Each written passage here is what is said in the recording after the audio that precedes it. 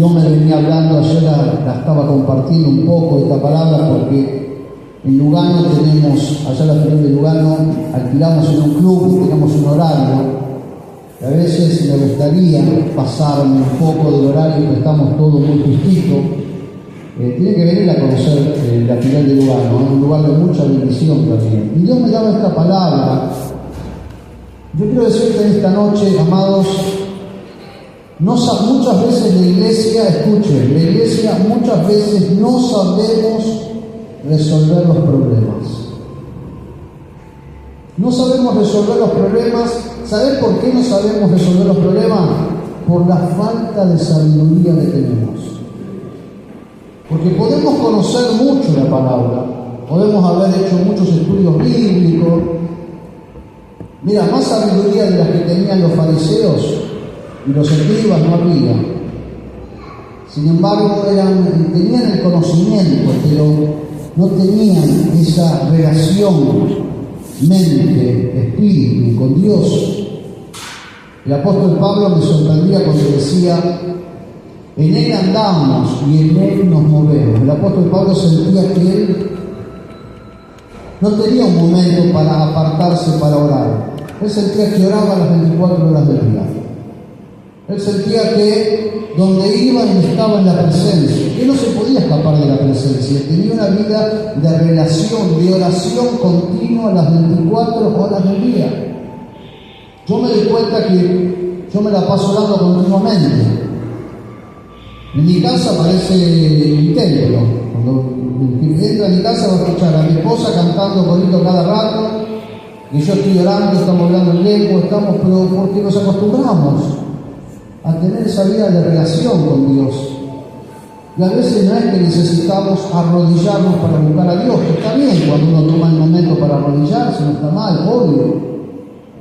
Pero qué importante es que es sentirse relacionado con Dios. Cuando duermo estoy relacionado con Dios, cuando me levanto estoy relacionado con Dios, cuando voy a trabajar estoy relacionado con Dios, cuando viajo en el colectivo, en el auto, donde voy, estoy con Dios. Entonces, la persona que está relacionada con Dios es una persona, escuche, es una persona que puede resolver problemas. A veces no sabemos resolver problemas porque nos falta sabiduría. Y esto lo decía Salomón. Salomón, que fue una persona, un rey sabio, dice que no hubo reyes tan sabios como Salomón. Una persona que se ponía a entender los problemas de las personas. Qué difícil que es entender los problemas. ¿Ves que hay personas, como decía esta persona, que cada vez que me hablan me vuelve loco, no lo podés entender, es decir, que hable con otro? ¿No te ha pasado? Personas complicadas. ¿Hay alguna persona complicada acá? Gracias a Dios, no. Mira, a mí a veces me tocan cada complicado, que tengo que escuchar y están y me cuentan todos sus problemas, y a la semana vuelven a hacer lo mismo. Y digo, wow, no Señor. Y por ahí te viene a golpear la puerta, vuelta, pastor, todo, vamos a hablar. Y sí, porque me cuenta, sí, porque me pasó esto, lo otro. Y vos hiciste esto, sí, yo hice esto. ¿Y por qué? Y voy a hablar, y paso la semana de vuelta. Pero si basta. Y un respiro. Te digo, no hay cosa más complicada que tratar con personas. Es complicado tratar con personas. Porque somos complicados. No digo somos, yo soy complicado también. Porque tengo mi carácter, porque a veces tengo ganas de estar solo, y cuando estoy mucho tiempo solo quiero estar con gente, y a veces quiero salir a caminar, y otras veces digo, no tengo ganas de salir a caminar. Porque somos complicados. Salomón era una persona que estudiaba las costumbres de las personas. Salomón era una especie de sociólogo y de filósofo. Era una persona muy sabia. Él escribe el libro de Eclesiastés. El libro de Eclesiastés es un libro sapiensal, es un libro que te lleva a profundizar, a entender lo que es la vida. Y en Eclesiastés 9:13, acaba de salir por la versión Reina Valera 1960, yo te la voy a hablar por la nueva traducción viviente porque me gustó. un poquito me gustó los versículos que te voy a leer ahora, Eclesiastés 9:13, que es algo que encontró Salomón. Salomón encontró esta situación.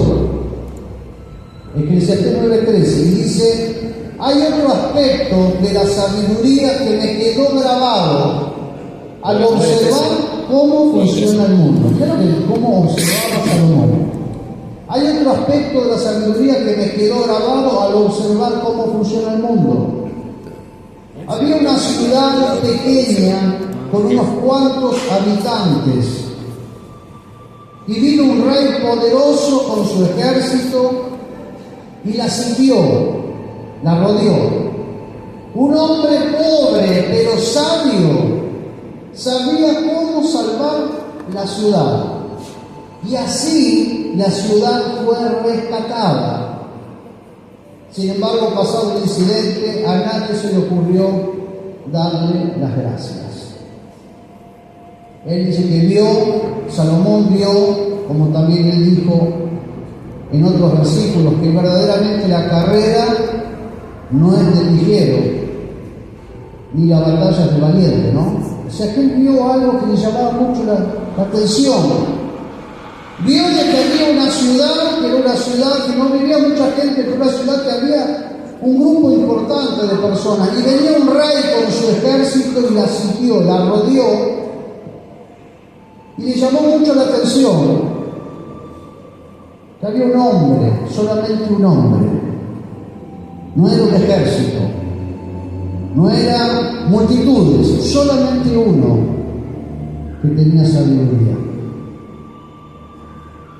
Y acá nos explican cómo fue que el hombre, qué es lo que utilizó de esa sabiduría, qué desarrolló con esa sabiduría, pero algo desarrolló por el cual ese ejército y ese rey que era tan malvado no pudo tomar esa ciudad, porque hubo uno que tenía sabiduría.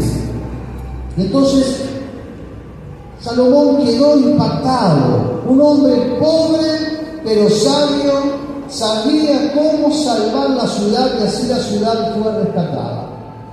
Uno. Y yo quiero decirte en esta noche que todos los que estamos acá individualmente somos la sal de este mundo. Somos la sal, somos sal y luz de este mundo que perdió el sabor. Este mundo, ¿cuántas personas perdieron el sabor? Una persona que pierde el sabor es una persona que le perdió el sentido a la vida. ¿Cuánta gente termina suicidándose? Yo me acuerdo cuando antes de estar en el camino de Dios, ¿por qué? Me la pasaba tomando y emborrachándome, porque no le encontraba sentido a la vida, tenía una rebeldía contra la vida, porque no le encontraba la vuelta. Yo pensaba, ¿qué es la vida? Y cuestionaba, había un vacío interior tan grande. Y así como me pasó a mí, seguramente les habrá pasado a muchos de ustedes, que estuvieron por diferentes caminos. Estuvieron alguno en la droga, el otro en el alcohol, el otro en la prostitución, el otro en distintos caminos, buscando llenar vacíos, buscando ese momento de felicidad, y nunca llegaba la felicidad, o la felicidad eran unos minutos nada más. Hasta que vino Cristo a nosotros, y cuando Cristo viene, lo primero que hace fue el primer milagro que hizo en las bodas de Caná de Galilea. El primer milagro que hizo Jesús fue transformar el agua en vino. El primer milagro fue transformar lo insípido, lo incoloro, le dio color, le dio sabor, que es lo que el Señor hizo con nosotros. Hoy nosotros somos una nueva criatura, podemos pasar por pruebas, se puede levantar el enemigo, podemos pasar por distintas dificultades, pero lo que tenemos hoy dentro nuestro es grande, poderoso. Hoy podemos disfrutar esta vida porque Dios nos ha dado vida y vida en abundancia. ¿Cuántos dicen amén? Tenemos vida en abundancia. Disfrutamos de estos ríos del Espíritu. El que cree en mí, como dice la Escritura, de su interior correrán ríos de agua viva. Y esos ríos tienen que fluir. Cuando se detienen esos ríos, nos sentimos amargados y nos rodeamos de tristeza.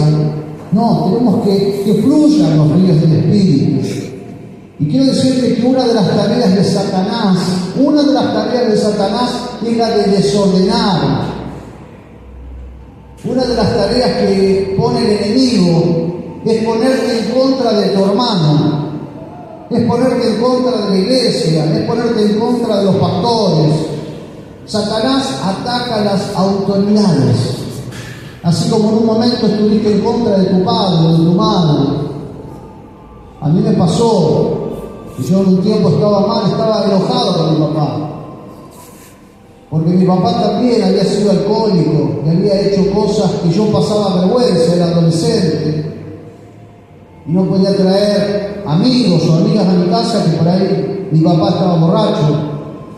Y me acuerdo que todas esas cosas, las cosas que había pasado en mi familia, con mi mamá también, me había llevado a un punto que le tenía bronca a mi viejo. Y con esa bronca estuve mucho tiempo hasta que me entregué al Señor y pude perdonarlo a mi papá. Y no solamente fue una sanidad interior que Dios trajo en mi vida, sino que Dios empezó a bendecirme, porque cuando el enemigo te pone en contra de tu padre y tu madre, por más que haya tenido los errores que haya tenido, cuando tú no conoces a Dios, ellos aún así representan a Dios. La autoridad del padre y una madre representan a Dios. Por eso dice la palabra: honra a tu padre y a tu madre. No dice hónralos cuando ellos estén bien, hónralos cuando se entreguen a Cristo, no, hónralos. Solamente acéptalos, ámalos. Después Dios se va a encargar de ellos. Amén. Pero respeta la autoridad, esa autoridad de padre y madre, hónrala. Honra a tus pastores, honra a los que tú consideras hermanos mayores tuyos, que son aquellas personas que oran por vos, aquellas personas que te abrazan, aquellas personas que te aconsejan. Dentro de la iglesia siempre nos encontramos con hermanos que son mayores. Por eso el enemigo muchas veces viene y nos pone todas esas situaciones donde a veces no tenemos más ganas de congregar. ¿Cuántas veces te ha pasado? Que dijiste: ¿para qué voy a seguir congregando? ¿Para qué voy a seguir sirviendo? ¿Para qué? No vale la pena, mirá cómo me están yendo las cosas.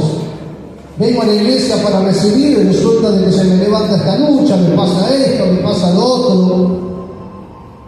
Y muchas veces nos sentimos como este hombre, que dice que este hombre estaba ahí con un grupo y nos sentimos rodeados por un ejército, nos sentimos rodeados por un rey maligno, que sabemos que es Satanás, que viene para querer destruir nuestra familia, destruir nuestro matrimonio, destruir a nuestros hijos. Muchas veces nos sentimos rodeados en las peores situaciones.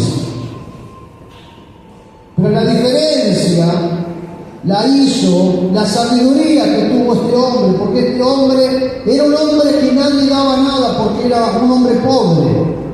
Vieron que a veces nos equivocamos. Y voy a decir algo: las apariencias engañan. Hasta el mismo Samuel se equivocó en un momento, que dijo: seguramente que el futuro rey van a ser estos hermanos de David, que eran personas preparadas, personas valientes. Seguro que esté delante que va a ser el futuro rey de Israel. Y Dios le dijo a Samuel: no te equivoques, porque yo no miro como mira el hombre. Dios no mira como nosotros miramos. Nosotros pensamos que es de una manera determinada y Dios ve de una manera totalmente distinta. Nosotros miramos lo que está delante de nuestros ojos, pero Dios mira el corazón. Y Él vio el corazón de David, porque Dios es el que pesa los corazones. Dios pesa los corazones.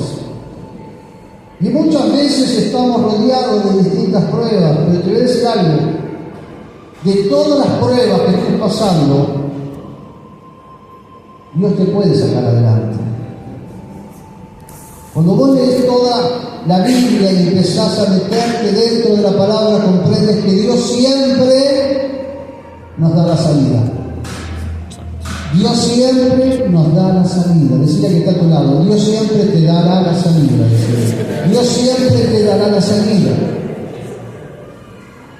Yo me acuerdo cuántas veces hemos predicado de Jonás. Yo tengo acá anotado unos versículos de Jonás, capítulo 3, verso 6, que dice de que va Jonás a predicar a Nínive.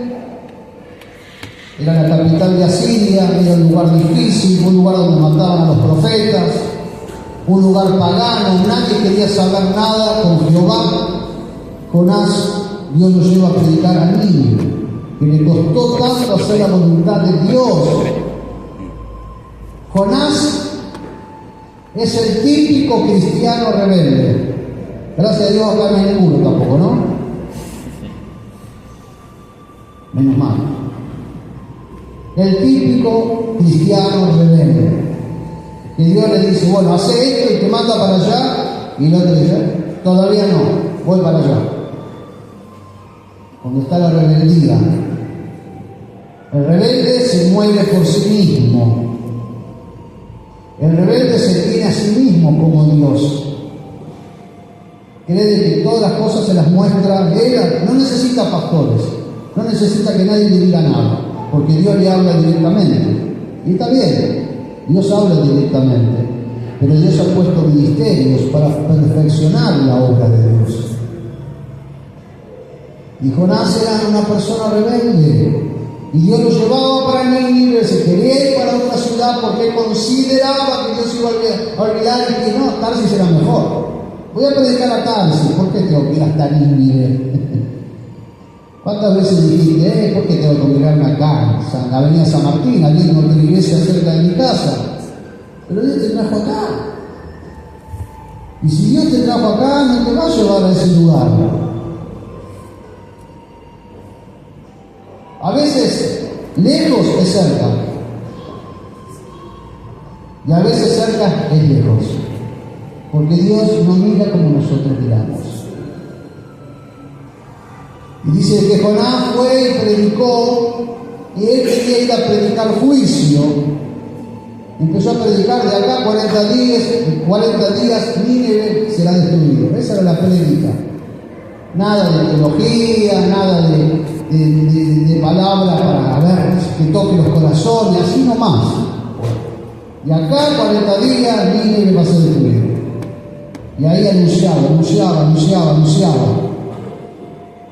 ¿Qué problema que tuvieron todos los de Nínive? Gran problema, porque estaban bajo un juicio de Dios. Había un gran problema. Ellos podían pensar, esto acá, morimos todos, no nos queda más salvación de nada. Era un problema gravísimo que Jonás haya ido a predicar a Nínive, un problema para ellos. Pero dice en el 3:6 de Jonás, capítulo 3, verso 6, y llegó la noticia hasta el rey de Nínive, y se levantó de su silla, se despojó de su vestido y se cubrió de silicio, y se sentó sobre ceniza. Ya todas las cosas que empezó a hacer. Amados, hay cosas que Dios te va a marcar.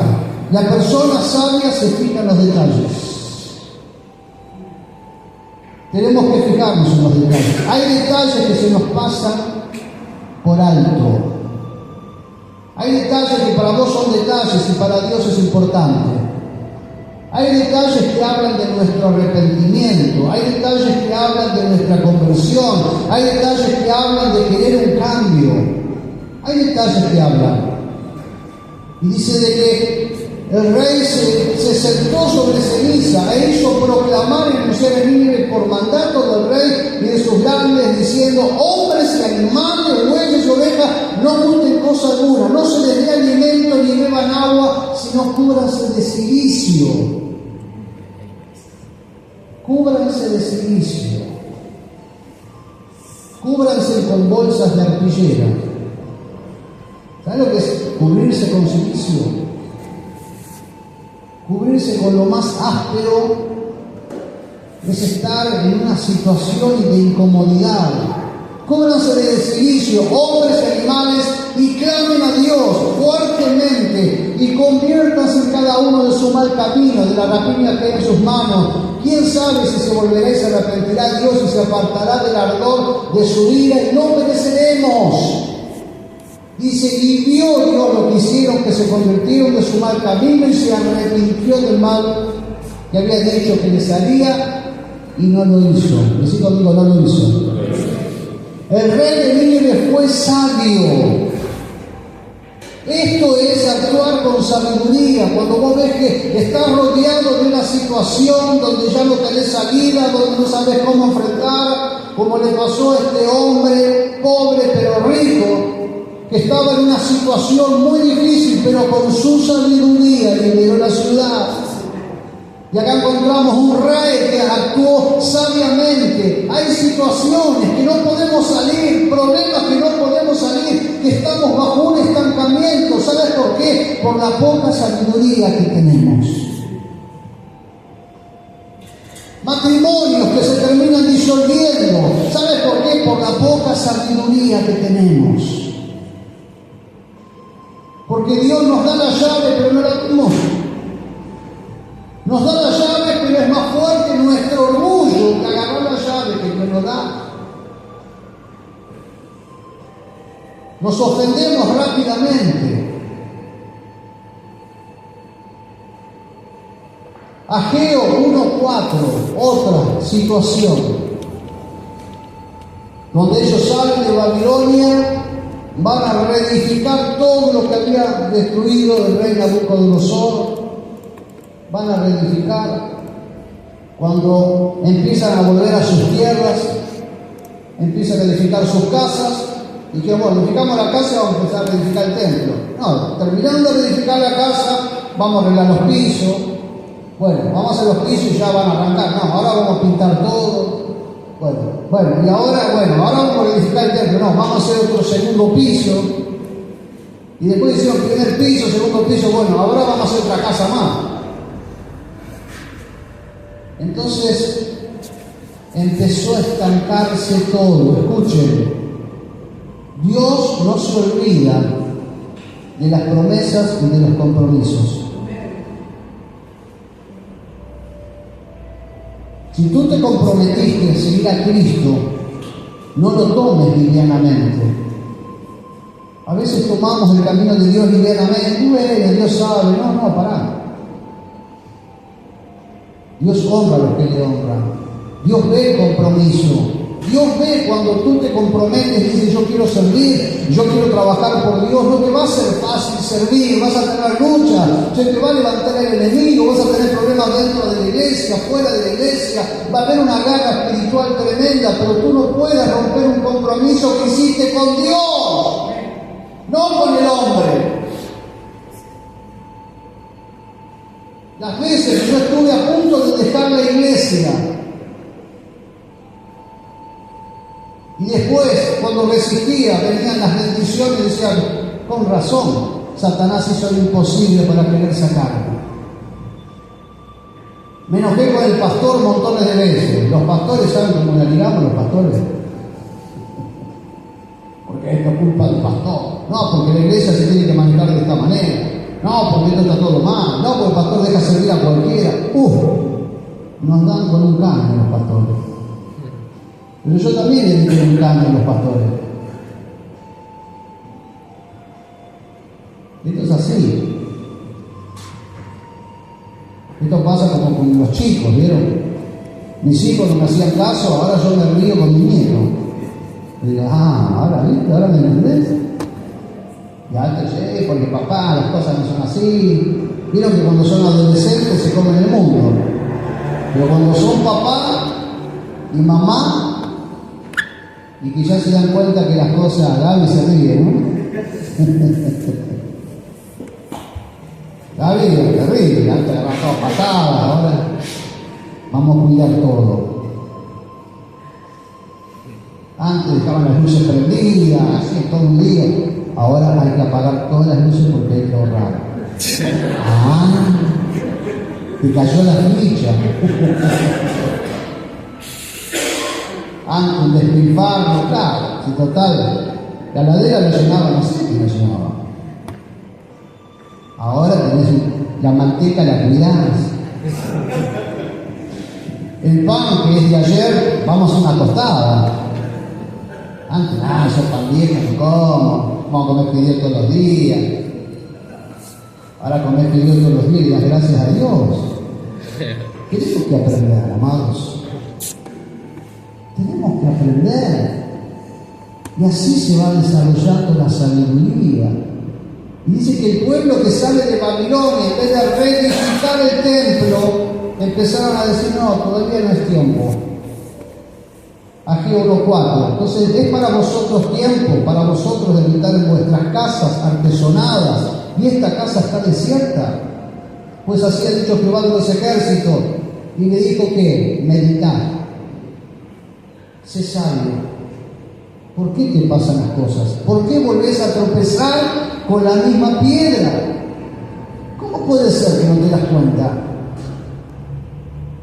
Meditad bien sobre vuestro camino, sembrás mucho y recogés poco, comés y no te saciás, bebés y no quedas satisfecho, te vestís y no te calentás, y el que trabaja jornal recibe su jornal en saco roto. O sea, no prosperaban, trabajaban y la plata no le alcanzaba.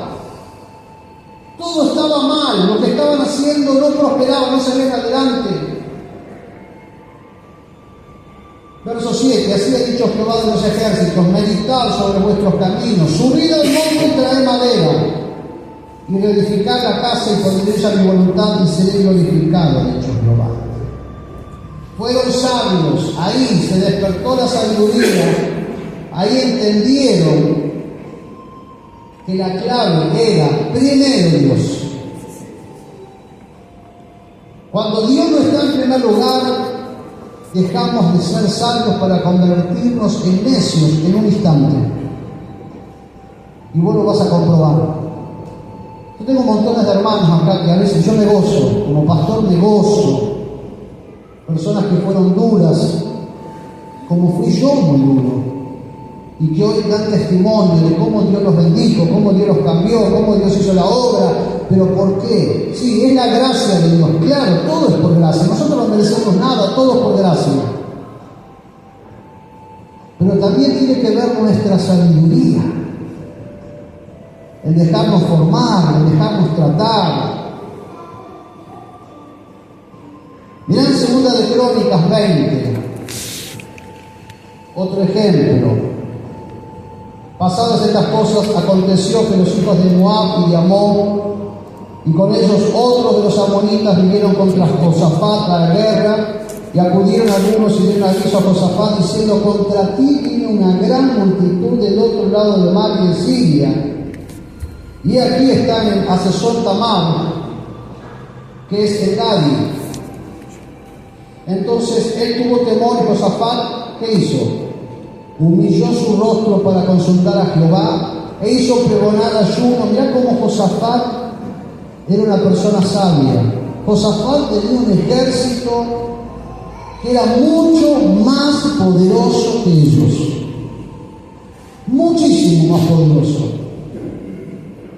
Dice de que él tuvo temor. A veces uno tiene miedo y no está mal que tengamos miedo. El tema está que el temor no nos paralice. El tema está que el temor no nos lleve a hacer otras cosas que Dios no quiere que hagamos.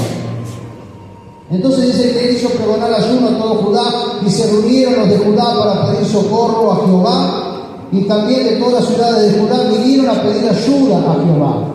Verso 18. Entonces Josafat se inclinó rostro a tierra, y asimismo todos Judá y los moradores de Jerusalén se postraron delante de Jehová y adoraron a Jehová, y se levantaron los levitas de los hijos de Coré para alabar a Jehová, el Dios de Israel, con fuerte y alta voz. ¿Cómo adoraron? Fuerte y alta voz. Nada de o yo adoro con la mente, no. Pasión. Decide que está a tu lado, adorar con pasión. Decide, abrí la boca. Pero si adoran a los demás, ¿yo para qué voy a adorar? Adorar. La persona de fe, la persona desesperada, adora a Dios. Capaz que vos no sos nunca de pedir socorro ni ayuda. ¿A cuántos hay acá que no les gusta pedir ayuda? ¿Cuántos hay? A nadie, ¿no? Pero para que te tires en el río donde hay 10 metros de profundidad y el agua se te está ahogando. ¿Sabés cómo vas a pedir ayuda? ¡Socorro! Vas a estar chapoteando y te vas a estar ahogando. Gritamos cuando el agua nos llega al cuello. Pero cuando tenemos que adorar, ni levantamos la mano. ¿Dónde está nuestro criterio? No, porque yo no hago lo que no siento. Vos no tenés que hacer adorar a Dios cuando sentís. Vos lo tenés que hacer y yo lo tenemos que hacer por obediencia. El Evangelio no es un sentimiento, amados. El Evangelio es poder de Dios. Y es un poder que se establece en la medida que somos obedientes a Él.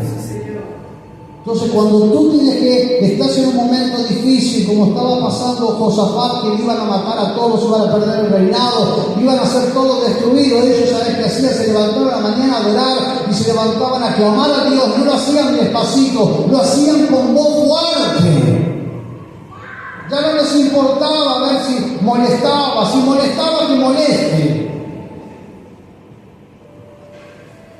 Estamos tan humanizados, estamos tan, a ver, que no se ofenda Alfredo, que no se ofenda Alex, vamos a adorar despacito para que no se ofenda.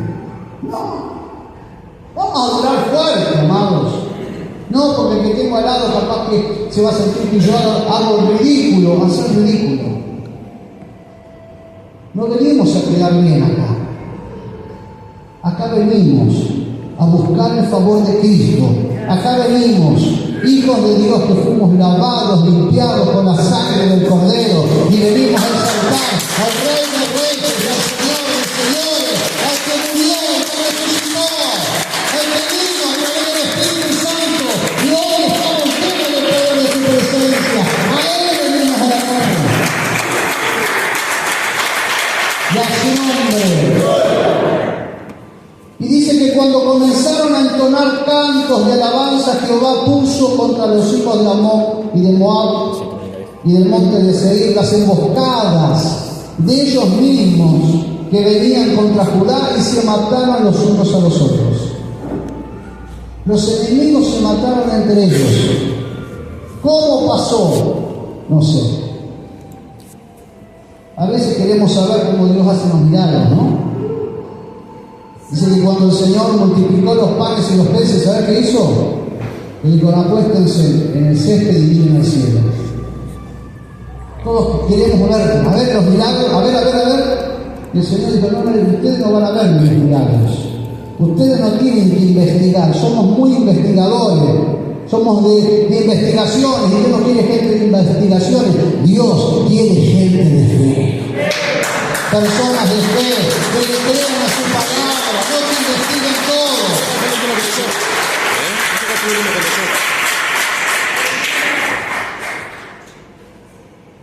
Yo soy un hombre de investigación. Somos hombres de fe, hermanos. Todos nos tienen que explicar todo. Eso es como que somos todavía niños espirituales. Crecemos hasta ahí, leche, pero llega un momento que Dios quiere profundidad. La obediencia es la base, son los principios, ser obediente a Dios. Dice que Josafat se sintió estaba rodeado de un ejército, pero ellos fueron sabios y enfrentaron a sus enemigos con alabanza. Por eso quiero dejarte hoy esta palabra. Hay una lucha muy grande, hay luchas que hay a tu alrededor. No tenemos que caer en todas las emboscadas del diablo. Muchas veces caemos porque no somos sabios. 1 Corintios 10:13 dice así: ustedes no han pasado por ninguna prueba que no sea humanamente soportable, y pueden ustedes confiar en Dios, que no los dejará sufrir pruebas más duras de las que ustedes no pueden soportar.